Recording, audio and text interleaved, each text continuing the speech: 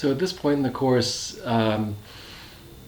we've spent a lot of time on the early conquest of the Americas by Europeans, and I just want to now kind of finish off what the other colonies outside of New England look like before we move on to the Revolutionary period.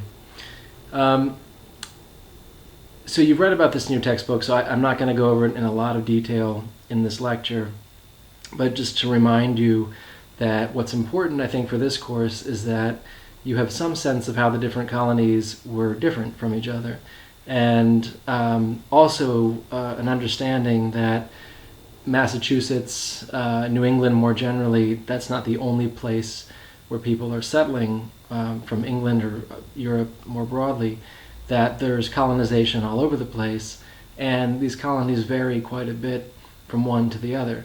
And one of the interesting questions about the American Revolution is how do these 13 colonies decide to get together, and other colonies, of course, do not join them, and how do they, create some sense of unity when their early years are so different from each other.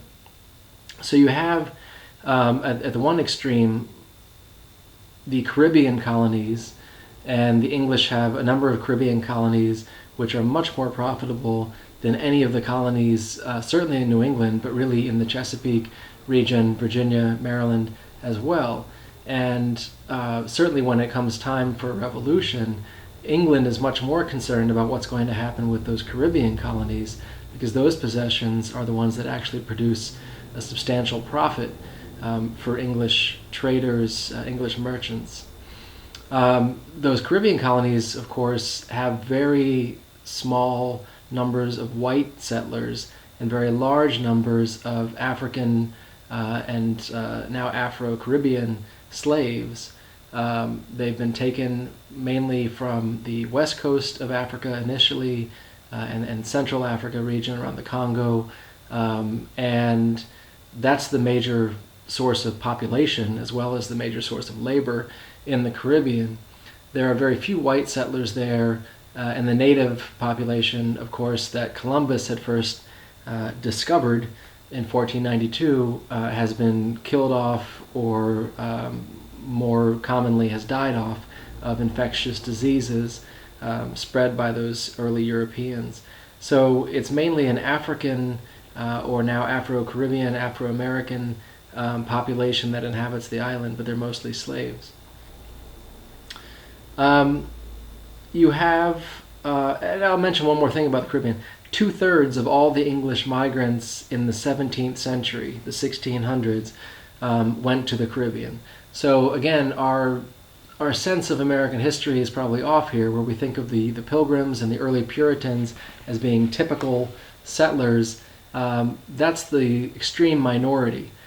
You have other English settlers going to the Carolinas or to Virginia or to Maryland, but most of the English migrants, 2/3 of them in total, are going to Caribbean colonies, to the islands, and that's where they want to, try to make their money by holding, vast numbers of slaves and working these huge sugar plantations for the most part. Another extreme would be New York, which is called New Netherland for the first several decades of settlement in the 1600s, and that's where the Dutch had explored, going up the Hudson River and founding Albany and what is now New York City, of course, buying that island from the native population that lived there. Even after the English defeat the Dutch in war and take New York away from the Dutch, New York City retains a lot of its Dutch character, and a lot of the older Dutch families that have settled there will remain in that region, and you'll have these old Dutch families in New York up to the present day. And that tradition of tolerance, of openness to many immigrant cultures, many different religions, a lot of that certainly would come from the Dutch colonization early on, before the English took it over. But New York from the very early period then has this tradition of being a very cosmopolitan and open city. Pennsylvania, and Delaware, these middle colonies, you have a lot of Quakers settling in there. Pennsylvania, of course, is named after William Penn, the Quaker leader who was granted land by King James I. And the Quakers, I talked about them in the last lecture, so I'm not going to go into any great detail for them now. But they do try to uphold William Penn's promise to treat Indians with respect, very similar to what Roger Williams had said in Rhode Island. And it kind of works for about a generation, but the second generation of Pennsylvania settlers, they want the land, and they're going to just kick the Indians off violently if they have to. But again, Quakers in Pennsylvania, as elsewhere, are very important because they have this very democratic sense of religion and of every individual, male or female, regardless of race, regardless of ethnic background. Just everyone has this inner light of God within them, and it's a very democratic idea. And Quakers, by the early 18th century, are going to start talking about abolition of slavery, and they'll be the first real organization in the American colonies that's going to push for abolition of slavery. The Chesapeake region, then, to the south of Pennsylvania, Maryland and Virginia, are two interesting colonies as well. And Maryland is, of course, famous as being a Catholic colony. The Calvert family, Lord Baltimore, were granted a charter from Charles I, and Charles I wanted to help England's Catholics and provide them a safe colony. And Maryland begins as a proprietary colony where this one family, the Calverts, or the Lord Baltimores, basically run the colony as a feudal system out of the Middle Ages, where you have a lord and then his vassals and the peasants working the land. But eventually, in order to get enough settlers, Maryland has to open up, similar to what Rhode Island did, and start advocating toleration of all religions so that they can get settlers to come there, settlers who are Protestant, Jewish even, as well as Catholics. And so Maryland also becomes a colony of toleration for different reasons and through a different process than Rhode Island, certainly, but with similar results in the end. Virginia is what we, along with Massachusetts probably, are our typical colonies that we usually get in our textbooks. The settlement of Roanoke colony in the 1590s or 1580s, it fails by 1590. And then the settlement of Jamestown in 1607, which is the first permanent English settlement in the Americas. They just celebrated the 400th anniversary, 8 years ago now, in 2007. Queen Elizabeth II went to Jamestown. There was a big thing celebrating the 400th anniversary of this oldest continuously or oldest successful settlement, I suppose. Jamestown is initially a joint stock company. It's chartered by James I. It's a terrible site in terms of its conditions for living, very swampy. There's contaminated drinking water. There's a lot of disease, malaria, this tropical disease, kills off a lot of the early settlers.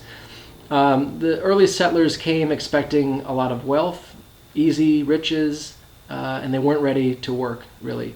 No one wanted to farm, no one wanted to build anything, no one wanted to serve on patrol. It was basically a lot of settlers who came expecting others to do the work, and they forgot to bring the workers. You had a lot of indentured servants, especially in the second wave of immigration to Jamestown. Unlike Massachusetts and the other New England colonies, in Jamestown and the rest of Virginia, you're going to see mostly men settle here. No families, no women to speak of. Very young colonists. The average age the average age of death in the Chesapeake is 38 years old. A very short life expectancy. That's in contrast again to what we talked about last time. New England colonists basically living as long as people today would if they survived childhood. Their average life expectancy was about 65 or 66 years old. But in the Chesapeake, when you did have families, over half of the children that lived in Jamestown lost both of their parents by the age of 15. And there was very little assistance from the community. There were no towns really to speak of, no churches to speak of, no institutions really to help people when their family broke down in some way. The ratio in terms of gender was about 6 men for every 1 woman in the 1630s in Jamestown. By 1680, you still have 2 or maybe 3 men per every 1 woman in Jamestown, or in Virginia rather, in 1680. So, in other words, we're talking about a very different pattern, a very different experience of colonization and settlement in Virginia than what we talked about in Massachusetts. And in some ways it was successful, and that's because of tobacco. The discovery that tobacco was something that people would pay for and smoke out of a pipe in Europe, that was the boom for Virginia. And that brings a whole wave of immigration in the 1630s, 40s, and 50s. But what we're seeing in that same period is a transition away from indentured servitude to slavery, providing the basis of that labor on tobacco plantations, large-scale tobacco farms. Slavery, we need to say a little bit more about here. Historians talk about slave societies and societies with slaves. New England in this period would be a society with slaves. In other words, it was a society where you had a few slaves here or there, but they weren't central to the economy. They were really just, people happened to have slaves, but they kind of worked alongside the servants. There wasn't really a special system of slavery in place, and slaves weren't all that central to the economy. In Virginia, in contrast, what you see is by the end of the 17th century, a slave society has developed where the major labor force, the major workforce, is made up of slaves rather than free labor. The first slaves arrive in 1619. They came from the West Indies, the Caribbean, where there were already a lot of slaves by that point, on a Dutch ship. But slavery is not the dominant form of labor until much later in the century. Before that, indentured servitude is cheaper for employers. And the reason, of course, is that disease is too common. So if you have an indentured servant and they're contracted to work for you for 7 years, they're probably going to die before the 7 years is up, so you're never going to have to free them. You're never going to have to pay them whatever it is that you owe them at that point. There's no promise of land, really, for most of the servants because they die before they're able to be emancipated. But by the later century, when conditions are somewhat healthier, more sanitary, people are living longer in the Chesapeake region, then it becomes more profitable to use slaves who not only will remain employable for the 7-year period that an indentured servant would, but they'll be in your employ for their lives. And eventually, and this doesn't happen right away either, but eventually, of course, slavery will be passed on within families, and from one generation to the next, slavery will become a permanent condition. There's no slave codes at all, no laws that deal with slaves in Virginia until the 1670s.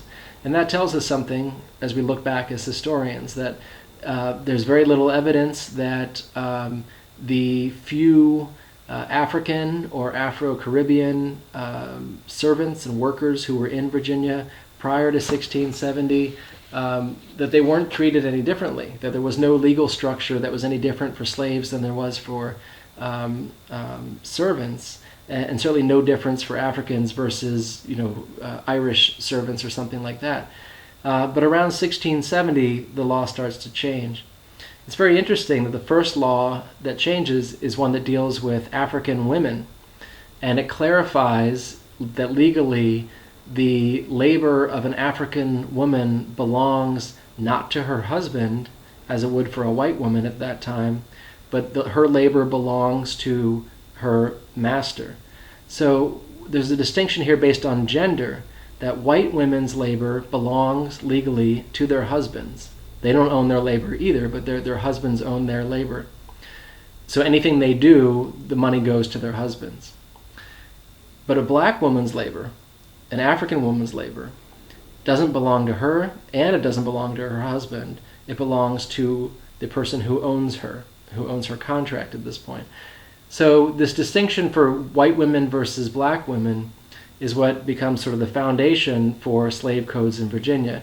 And within a few years, what you'll see is laws that actually are quite extensive in delineating, how slavery is different than indentured servitude or any other kind of service, and how black men and women should be treated differently than white servants. It should be said, though, that all through this period of the 17th century and early 18th century, whether you're a servant or a slave, you're treated very poorly. Again, the assumption is that these people wouldn't live all that long, and there wasn't really much of a support system for them. Their masters didn't tend to care about them very much, whether they were, a white servant from England or a black servant from Africa. Most of the 17th century slaves, too, were from coastal African cities, often Creoles of mixed descent in Africa. Many of them were multilingual. They spoke, a bunch of different languages. Many of them were highly skilled. They worked in these coastal cities. Some of them, just like Tisquantum, that we talked about last time, had moved around quite a bit in the Atlantic world before they ended up in Virginia. It was a mobile and diverse workforce, and again, not a lot of difference between the servant class that was lighter skinned and the servant class that was darker skinned. And it's only later on, some historians argue it happens right around the time of Bacon's Rebellion in 1675 in Virginia. And after that, there's this effort by the white elite of Virginia to make sure they have the support of the poor whites. And in order to get their support politically, they have to give them something. And they're not going to give them money because they want to hang on to their money, but what they will give them is a certain status. And the status is relative to darker skinned people. So the poor whites don't actually see any improvement, but what they see is that they're told now that they're different than the lower sort, which is the African slaves or African American slaves in the second and third generation now. And so it's kind of a psychological compensation rather than an economic compensation. And so that's why we start to see this change, that the elite leaders of Virginia want the support politically of the poor whites in Virginia without actually giving them anything. And so they simply tell them they're better off than, and they make them better off in some ways. Certainly legally, politically, they are better off. But economically, they're not any better off. It's also worth mentioning that up until the end of the 17th century, then some of the slaves in Virginia obtained their own freedom, often after 7 years, just like an indentured servant. They basically followed the same policies that indentured servants did. They could buy their own freedom. Many of them married English women, or in the case of some of the African women, they married English men. This was not uncommon at all in the 17th century, though of course it will be absolutely prohibited in the South in the 18th and 19th centuries and through most of the 20th century. Some of them, in fact, will own their own slaves after they free themselves. They'll get their own indentured servants and sometimes their own slaves. But again, it all kind of comes, this flexibility, this fluidity will come to an end in the early 18th century. So I mentioned also last time that you have a couple of crises then, a number of crises really in the late 17th century, and I'm not going to go into any detail because I wanted to keep this under 20 minutes, but you hopefully have read about these in your textbook, and I'll just remind you of them. You have King Philip's War, and that sweeps across New England in the 1670s. It's very destructive. It's the bloodiest war in American history per capita, per person, and the Indians are wiped out. The colonists, the English colonists, use all sorts of scorched earth tactics, including burning whole villages to the ground while the people were sleeping in the village, including, of course, women and children. Just pretty horrific violence. And the end result is that the Native American population in New England is really wiped out. Not completely, of course. You still have a few hangers-on, but it's pretty nearly wiped out. Almost at the same time, you have the Pueblo Revolt out in New Mexico, which is still, of course, owned by Spain at this point. And similarly, a native uprising then against the Spanish missionaries, and the Indians rise up in 1680, kill more than 400 settlers and almost all the missionaries in Pueblo. And this is the biggest Indian uprising in colonial American history. And we don't often talk about it simply because it happened over in Spanish America rather than British North America. But of course, that does become part of the United States later on, much later in our course. Then you have the Salem witch trials, which we've already talked about. And then throughout this period, and I'll come back and talk about this more when we get to slavery in the 19th century, but throughout this period too, you're going to have slave revolts. And there's a big one just after the turn of the century in 1712 in Stono, South Carolina. And I won't go into the details of that except to point out that the Stono Rebellion is led, it appears now to us, it was led by a number of recently enslaved people from the Kingdom of Congo. And the Kingdom of Congo has been around for hundreds of years at this point in Central Africa. It's an independent kingdom, but somewhat allied with the Portuguese, and in fact has very close relations with Portugal. It's a Catholic kingdom, and this is a kingdom that has been Catholic since about the early 1400s. Congo, by the early 1700s, though, has been beset by decades of war and is experiencing a number of crises back to back. And one of the results of this, one of the causes too, is the rise of the Atlantic slave trade.